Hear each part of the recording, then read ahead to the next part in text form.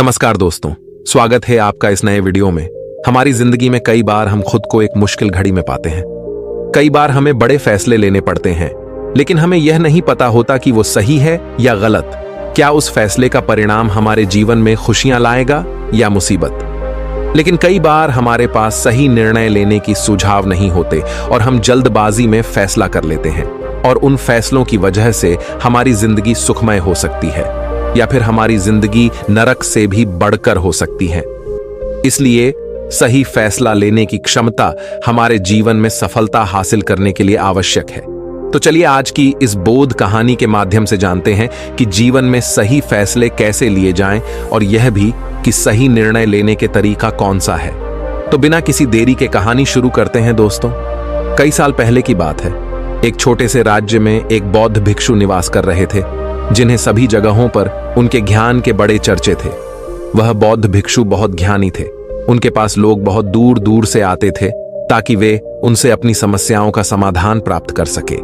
उनके पास कोई भी कैसी भी समस्या लेकर क्यों ना आए, वह समस्या का समाधान अवश्य करते थे। जब भी वह किसी की समस्या सुनते तो उस समस्या को बड़े ही ध्यान से सुनते, समझते, उसमें लीन हो जाते, और उसके बाद कुछ देर के लिए वह आंखें बंद करते और समस्या के बारे में अच्छे से सोच विचार करते और उसके बाद उसका समाधान देते। ऐसे में कोई भी व्यक्ति उनके बारे में केवल एक ही बात सोचता था, शायद इन साधु के पास कोई ऐसी चमत्कारिक शक्तियां हैं जिससे यह समाधान पूछते हैं और उसके बाद हमें वह समाधान बताते हैं।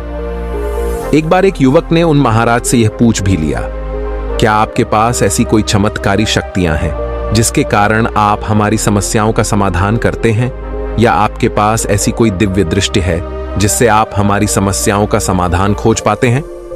उस युवक की यह बात सुनकर वह साधु जोर जोर से हंसने लगे, लेकिन उन्होंने उस युवक की बात का कोई जवाब नहीं दिया।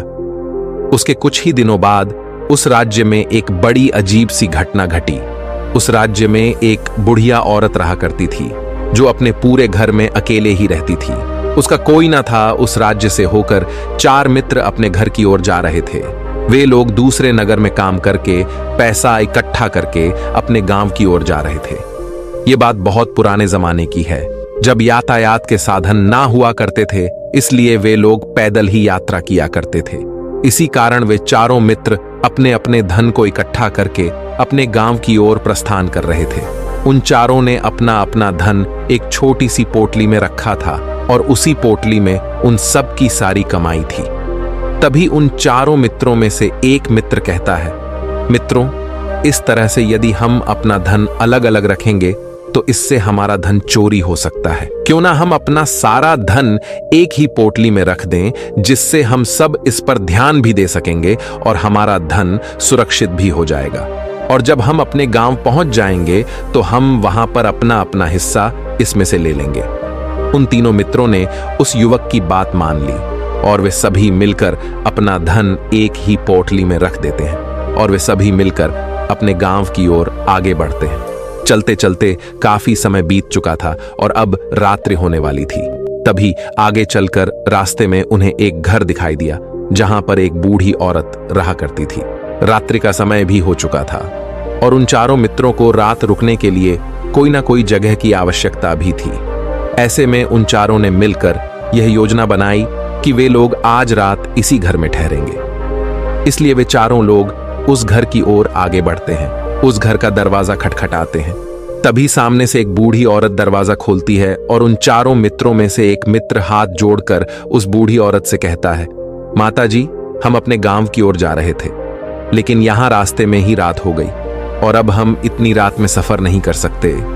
इसलिए हमारी आपसे विनंती है कि हम आपके यहाँ पर एक रात रुकना चाहते हैं। सुबह होते ही हम यहाँ से चले जाएंगे। उस बूढ़ी औरत ने काफी देर सोच विचार किया और उसके बाद वह बूढ़ी औरत कहती है, ठीक है, तुम सभी आज रात के लिए यहाँ पर रुक सकते हो। मुझे कोई दिक्कत नहीं, मैं खाना बनाने जा रही हूँ। कहो तो तुम लोगों के लिए भी बना दूं। उन चारों ने सहमति जताते हुए कहा, हाँ बिल्कुल। उसके बाद उन चारों मित्रों ने धन की पोटली उस बूढ़ी औरत को थमा दी और कहा, माता जी, इस पोटली में हमारे साल भर की कमाई है। हम चारों ने अब तक का अपना सारा कमाया हुआ धन इसी पोटली में रखा है और अब हम इसे आपको सौंपते हैं, क्योंकि यह हम चारों से ज्यादा आपके पास सुरक्षित होगा। हम बस इतना चाहते हैं कि यदि हम चारों में से कोई एक व्यक्ति से लेने आए तो आप इस पोटली को उसे मत देना जब तक कि हम चारों एक साथ इस पोटली को लेने न आए। तभी वह बूढ़ी औरत कहती है, ठीक है बेटा, यदि तुम चारों एक साथ आओगे तभी मैं इस पोटली को आपको सौंपेंगे। और वैसे भी आप लोग तो सुबह यहां से चले जाने वाले हैं, मैं आपको सुबह ही यह पोटली थमा दूंगी, वह धन की पोटली। उस बूढ़ी औरत को थमाकर चारों मित्र निश्चिंत हो जाते हैं कि अब उनका धन सुरक्षित है और वे लोग खाना खाकर सो जाते हैं। अगली सुबह जब वह चारों उठते हैं तो सभी लोग अपनी आगे की यात्रा के लिए तैयारियां शुरू कर देते हैं। उन चारों नौजवानों में से एक नौजवान थोड़ा सा बदमाश था। वह अपने उन तीनों मित्रों से कहता है, भाइयों, इस बूढ़ी औरत ने हमारी रात भर खातिरदारी की है, हमें अच्छा भोजन खिलाया, सोने के लिए अच्छी जगह दी, रात भर यहां सर छुपाने के लिए एक अच्छा मकान दिया और हमने अब तक उसके लिए कुछ नहीं किया। वह बूढ़ी औरत अकेले ही खेतों में काम कर रही है। क्या हम सभी यहां से जाने से पहले इस बूढ़ी औरत की मदद नहीं कर सकते? उस बदमाश नौजवान ने मन ही मन यह योजना बना ली थी कि वह किसी तरह से भी उस बुढ़िया से पोटली हासिल करके ही रहेगा। बाकी के तीनों मित्र उसकी बातों में आ जाते हैं और वे सभी मिलकर उस बुढ़िया की मदद करने अर्थात खेतों में काम करने के लिए चल पड़ते हैं।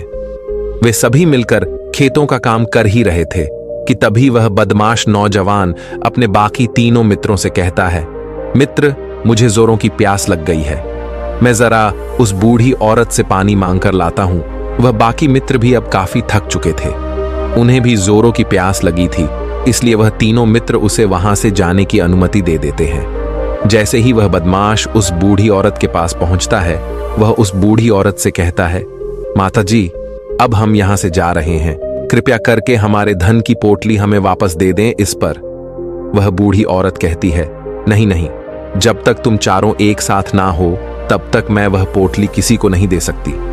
तुम्ही ने तो कहा था कि जब तक हम चारों एक साथ ना हो तब तक यह पोटली किसी को नहीं देनी है। तभी वह बदमाश उन तीनों की तरफ इशारा करते हुए कहता, हे लाओ। उन तीनों ने सोचा कि हमारा मित्र हमारे लिए पानी लाना चाहता है, इसलिए वह हमसे आज्ञा मांग रहा है। तभी उन तीनों मित्रों ने इशारे में उस युवक से कहा, हाँ हाँ ठीक है, ले आओ। ये देख, उस बुढ़िया को यह लगने लगा कि अब ये चारों यहां से जा रहे हैं और ये अपनी पोटली मांग रहे हैं, इसलिए उस बुढ़िया ने वह कोटलाकर उस बदमाश के हाथों में रख दी और वह बदमाश उस पोटली को लेकर वहां से चला गया और बाकी के तीनों मित्र अपने खेत के काम में व्यस्त हो जाते हैं। कुछ देर के बाद जब वह तीनों खेत का काम करके वापस लौटते हैं और बुढ़िया से कहते हैं, माताजी, हमारा मित्र जो यहां पानी पीने आया था वह कहाँ गया? इस पर वह बुढ़िया कहती हैं, क्या वह पानी पीने आया था? पर वो तो कह रहा था कि हम चारों जा रहे हैं, कृपया करके हमारे धन की पोटली हमें थमा दें। तब तीनों बड़े आश्चर्य होकर उस बुढ़िया से कहते हैं, माताजी, हमने भला कब कहा वह पोटली मांगी थी? हमें तो प्यास लगी थी और हमने पानी के लिए इशारा किया था। तभी बूढ़ी औरत उन तीनों से कहती हैं, परंतु अब तो वह पोटली लेकर जा चुका है। तभी वह तीनों मित्र सर पकड़कर रोने लगते हैं और कहते हैं, माताजी, उसमें हमारा सारा कमाया हुआ धन था जो वह अकेले लेकर भाग चुका है। हमने तो आपको कहा था कि जब तक हम चारों एक साथ न आए तब तक आपको वह पोटली किसी को नहीं देनी है, फिर आपने ऐसा क्यों किया? इसमें आप ही की गलती है। हमने आपको उस पोटली की हिफाजत के लिए रखा था और आपने उसे एक ऐसे आदमी के हाथों में दे दिया जिसने हमारा सारा धन हमसे लूट लिया। हम बर्दाश्त नहीं करेंगे, हम राजा के पास जाएंगे और राजा से आपकी शिकायत करेंगे, न्याय की मांग करेंगे। अब तो इस बात का राजा ही फैसला करेंगे। तीनों नौजवान क्रोधित होकर राज दरबार में पहुंच जाते हैं और अपनी सारी समस्या उन राजा को बता देते हैं। जब वह राजा उन तीनों नौजवानों की बात ध्यानपूर्वक सुनता है तो वह तुरंत ही उस बुढ़िया को राज दरबार में पेश होने का आदेश देता है। राजा के आदेश पर राजा के सैनिक तुरंत ही उस बूढ़ी औरत को राज दरबार में पेश करते हैं और राजा भरी दरबार उस बूढ़ी औरत को दोषी करार कर देता है और कहता है, तुम्हें वह पोटली उस अकेले व्यक्ति को नहीं देनी चाहिए थी। जब उन्होंने तुमसे कहा था कि जब तक वह चारों एक साथ उस पोटली को लेने ना आए तब तक तुम्हें वह धन किसी को नहीं देना चाहिए था। इसमें तुम्हारी गलती है और अब तुम्हें इसका हर्जाना भरना होगा, तुम्हें इनका धन लौटाना होगा। राजा का यह आदेश सुनकर बूढ़ी औरत फूट फूट कर रोने लगती है और राजा से मदद की गुहार लगाती है और कहती हैं, हे राजन, मैं तो एक बूढ़ी औरत हूं और मेरे पास इतना धन नहीं है और ना ही मेरे घर में कोई ऐसा है जो धन कमाता हो। मेरे पास इतना धन नहीं कि मैं इनका धन लौटा सकूं। मैं तो अकेली हूं, बेसहारा हूं, कृपा करके मुझ पर रहम करे। लेकिन राजा उस बूढ़ी औरत की एक नहीं सुनता। वह बूढ़ी औरत रोते हुए अपने घर की ओर जा रही थी। ये सोच रही थी कि आखिर मैं इतना धन कहां से लाऊं, कि कैसे मैं उन लोगों का यह धन उन्हें लौट आऊंगी। मेरे पास इतना धन नहीं है। मैं क्या करूं, कैसे करूं, कहां से लाऊं इतना धन? यदि मैंने उनका धन नहीं लौटाया तो मुझे राजा मार डालेगा। वैसे भी मेरी ही गलती है। जब उन चारों ने मिलकर मुझसे कहा था कि जब तक हम चारों एक साथ ना आए तब तक वह पोटली किसी को नहीं थमानी है, फिर भी मैंने वह पोटली केवल उस एक व्यक्ति को थमा दी। इसमें गलती तो मेरी ही है। वह रोते रोते ये सारी बातें सोचते हुए अपने घर की ओर जा रही थी। तभी रास्ते में उस बूढ़ी औरत को वहीं संत मिले जो उस नगर में किसी भी समस्या का समाधान बड़ी ही सरलता और सहजता से करते हैं। उन्होंने उस बूढ़ी औरत से कहा, क्या बात है बेटी, क्यों रो रही हो? इस पर वह बूढ़ी औरत उस संत को सब कुछ सच सच बता देती है और कहती हैं, हे महाराज, इसमें गलती तो मेरी ही है। उन चारों ने तो पहले ही कहा था कि जब तक वे चारों एक साथ ना आए तब तक वह पोटली मुझे किसी को नहीं देनी है। लेकिन मेरी हिम्मत मारी गई थी जो मैंने वह पोटली केवल एक व्यक्ति को थमा दी और वह उनका सारा धन लेकर वहां से भाग गया। लेकिन अब मुझे यह समझ नहीं आ रहा कि मैं वह सारा धन कहां से लाऊं, कैसे जुटाऊं। मेरे पास इतना धन नहीं है और राजा ने तो आदेश भी दे दिया है कि मुझे उनका धन लौटाना ही पड़ेगा। लेकिन मैं यह समझ नहीं पा रही कि इतना सारा धन मैं कहां से लाऊंगी। तभी वह संत उस बूढ़ी औरत से कहते हैं, शांत हो जाओ, मैं कोई ना कोई रास्ता जरूर निकाल लूंगा। इतना कहकर वह संत वहीं पर बैठ जाते हैं, ध्यान करने लगते हैं। कुछ देर के लिए आंखें बंद कर सोचते हैं, विचार करते हैं। मौन रहकर वह समस्या का समाधान निकालते हैं और उसके बाद वह उस बूढ़ी औरत से कहते हैं, बेटी, राजा ने फैसला किया है, वह बिल्कुल गलत है। आपने जो किया इसमें आपकी कोई गलती नहीं है। राजा का फैसला गलत है। उन संत के इतना कहने पर बूढ़ी औरत चुप हो गई और यह सोचने लगी कि आखिर राजा का फैसला कैसे गलत हो सकता है। राजा तो सभी के लिए न्याय ही करते हैं और वह कभी किसी का बुरा नहीं करते। फिर आखिर आज राजा का फैसला कैसे गलत हो गया? उन संत और उस बुढ़िया की बात आसपास के खड़े लोग सभी लोग सुन रहे थे और वे लोग भी बड़े अचरज में थे, क्योंकि राजा का फैसला कैसे गलत हो सकता है। राजा ने तो बिल्कुल सही फैसला लिया है। इस बूढ़ी औरत ने ही गलती की है, उन चारों का धन केवल एक ही को थमा दिया। ऐसे में इस बुढ़िया को उनका धन तो लौटाना ही चाहिए। राजा ने गलत फैसला कहा किया है। तभी वह संत उस बूढ़ी औरत से कहते हैं, जाओ और राज दरबार में कह दो कि हे राजन, आपका फैसला गलत है और सही क्या है, गलत क्या है, इसका फैसला मैं करूंगा। पहले तो बूढ़ी औरत इतनी हिम्मत ही नहीं जुटा पा रही थी कि वह राज दरबार में जाकर भरे राज दरबार में राजा को यह कह सके कि राजन, आपका फैसला गलत है। लेकिन जैसे तैसे उसने हिम्मत जुटाई और वह वापस राज दरबार लौटी। उसने डरते हुए भरे राज दरबार राजा से बड़ी थर्राती आवाज में कहा, हे राजन, आपने जो फैसला किया है वह फैसला गलत है। इतना कहकर उसने राजा को सारी बात सच सच बता दी। उस बूढ़ी औरत की बात सुनकर राजा बहुत क्रोधित हुआ। राजा ने उस बूढ़ी औरत से कहा, कौन है वह संत जिसने मेरे फैसले को गलत बताया है? क्या उन्हें नहीं लगता कि मैंने सही निर्णय लिया है? मैं हर रोज कई निर्णय लेता हूं, कई फैसले करता हूं, लेकिन आज तक कभी किसी ने मुझसे यह नहीं कहा कि मेरा फैसला गलत है। यदि उन संत ने मुझे सही फैसला न सुनाया, उन्हें फांसी की सजा दे दूंगा। यह बात पूरे नगर में फैल गई। सभी लोग यह जानने के लिए हैरान थे कि आखिर वह साधु ऐसा कौन सा फैसला सुनाने वाले हैं जो राजा से भी उचित होगा, जिसमें सबके लिए न्याय होगा। राजा ने अपने सैनिकों को तुरंत ही आदेश दिया कि जाओ और संत को राज दरबार में लाओ। राजा की आज्ञा के अनुसार वे सैनिक तुरंत ही उन संत को लेने के लिए निकल पड़े। वे लोग कुछ ही देर बाद उन संत को लेकर राज दरबार पहुंचे। राज दरबार में सभी लोग उपस्थित थे और सभी लोग उन संत के फैसले का इंतजार कर रहे थे। उन संत को देखकर राजा कहता है, महाराज, आपको ऐसा क्यों लगता है कि हमने जो फैसला किया है वह गलत है? इस बुढ़िया ने यह वादा किया था कि वह चारों लोगों को एक साथ ही वह पोटली जमाएगी, फिर आखिर उसने अपना वादा क्यों तोड़ा? इसने यह गलती क्यों की कि इसने केवल एक ही को पोटली थमा दी और वह उनका सारा धन लेकर यहां से भाग गया? तो क्या इसमें इसकी गलती नहीं है? क्या इससे इनका धन नहीं लौटाना चाहिए? इस पर वह साधु बड़ी विनम्रता से राजा से कहते हैं, हे राजन, यह आपका फैसला था, लेकिन मैं आपसे कुछ कहना चाहता हूं। इस पर राजा कहता है, ठीक है, कहिए आप क्या कहना चाहते? इस पर वह साधु बड़ी विनम्रता से राजा से कहता है, हे राजन, जैसा कि वादा किया गया था कि पोटली एक साथ उन चारों को ही दी जाएगी, तो अभी तो ये केवल 3 है, चौथा कहां है? तो इनसे कहिए कि ये लोग यहां से वापस जाएं और अपने उस चौथे मित्र को यहां लेकर आए, तभी इनका धन वापस किया जाएगा। और वादा भी ऐसा ही किया गया था कि जब तक चारों लोग एक साथ ना हो तब तक उनका धन उन्हें नहीं लौटाया जाएगा।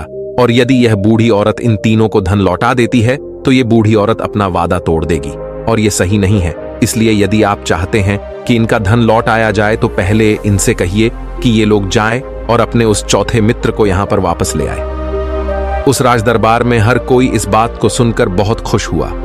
सभी ने उन संत की बहुत तारीफ की। राजा भी उन संत के इस फैसले से पूरी तरह से सहमत था। राजा तुरंत ही उन संत के सामने सिर झुका लेता है और हाथ जोड़कर उनसे कहता है, हे महाराज, आपका यह फैसला इतना सही कैसे हो सकता है?